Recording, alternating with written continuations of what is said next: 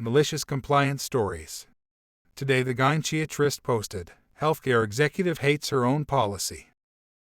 This happened years ago. I am an OBGYN in a busy suburb of San Francisco. One of my patients was the vice president of a large health insurance corporation. She was a dynamic executive who climbed the corporate ladder quickly. One of her special talents was reducing healthcare benefits for patients. She initiated a policy where women who underwent cesarean section were to be discharged in 2 days rather than the standard 4-day hospital stay. Shortly after having in vitro fertilization, she found herself pregnant with twins. During one of her office visits, I mentioned the new 2-day policy. I told her that for some patients it was really rough to be discharged after major surgery in 2 days and be expected to care for a newborn infant.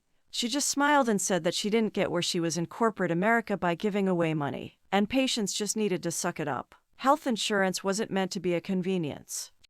She was 42 years old and went to full term with her twins. Despite her age, she elected to attempt a vaginal delivery because of the quick recovery. Her labor was long and extremely difficult and ended with cesarean section. On day 2, I went to her room to complete her discharge from the hospital. She said, "I'm not leaving. This isn't human. You can't expect me to go home and take care of twins like this. I can barely walk. All you need to do is write a note in the chart that says I'm having a complication. My stay will be authorized." I told her that would be fraud, and I wouldn't be willing to falsify a medical record. Anyway, about a year later, the state of California forced them to reverse the policy.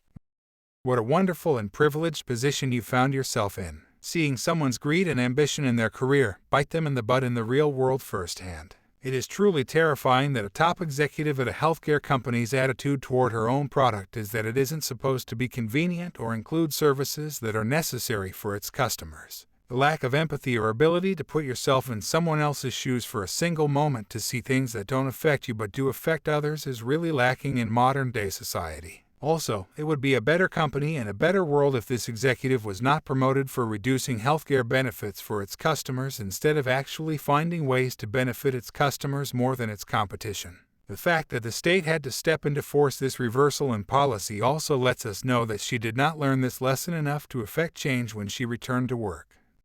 The problem with the American healthcare system isn't that it isn't a single-payer system, although this would go a long way to fixing many of its issues. It is that there is a complete lack of transparency and competition. Nobody knows how much care or procedures will cost from hospital A to hospital B until they are given their bill. This is crony capitalism at its finest. Thank you for being a helping dose of karma for this woman, OP.